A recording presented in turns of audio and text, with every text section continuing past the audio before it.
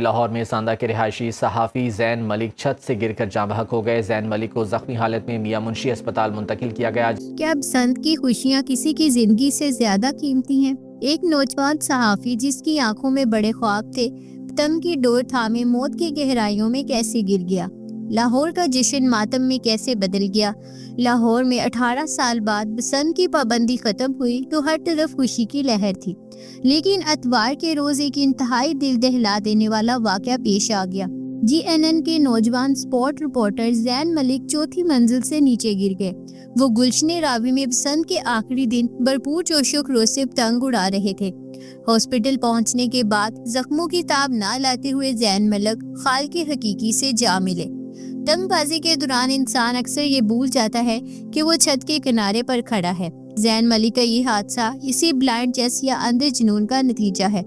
حکومت نے ضابطہ اخلاق تو بنایا، لیکن تنگ گلیوں اور خطرناک چھتوں پر ان پر عمل کرنا ناممکن نظر آتا ہے۔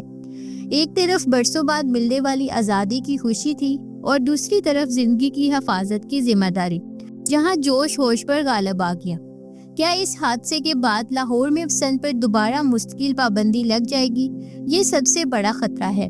سوشل میڈیا پر اٹھنے والا شدید رد عمل حکومت کو مجبور کر سکتا ہے کہ وہ پتنگ بازی کے لیے مخصوص اور محفوظ مقامات کا اعلان کرے۔ ایک فین نے کہا، اللہ پاک مغفرت فرمائے اور گھر والوں کو صبر جمیل عطا فرمائے، آمین، سو سیڈ۔ جبکہ ایک اور نے کہا، احتیاط کرنی تھی، کیسے گرا۔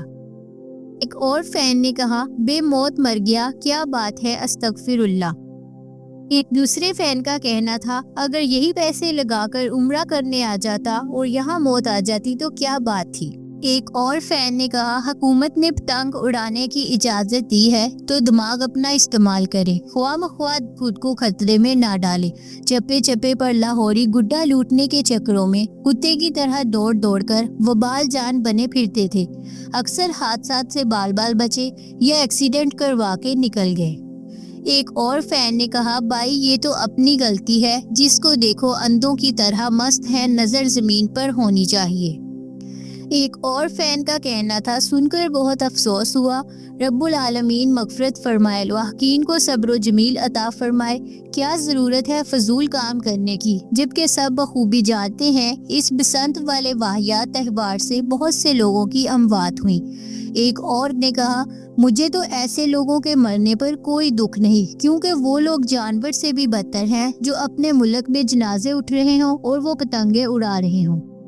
ایک اور نے کہا، بسنت موت کا فرشتہ۔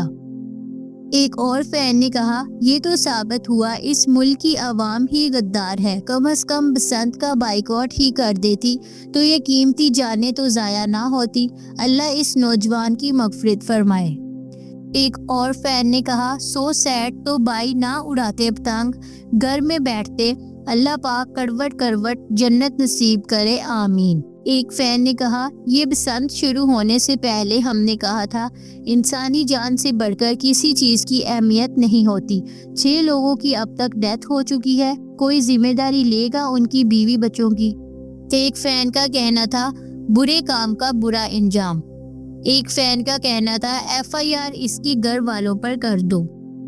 زین ملک کی موت نے بسنت کی مستقبل پر ایک بہت بڑا سوالیہ نشان لگا دیا ہے۔ اب انتظامیہ کی سختی پہلے سے کہیں زیادہ بڑھ جائے گی۔ آپ کے خیال میں کیا بسنت پر دوبارہ پابندی لگانی چاہیے یا لوگوں کو خود اپنی حفاظت کا خیال رکھنا چاہیے؟ کیا ایک کھیل کے لیے جان خطرے میں ڈالنا درست ہے؟ کمنٹس میں ہمیں اپنی رائے ضرور دیں۔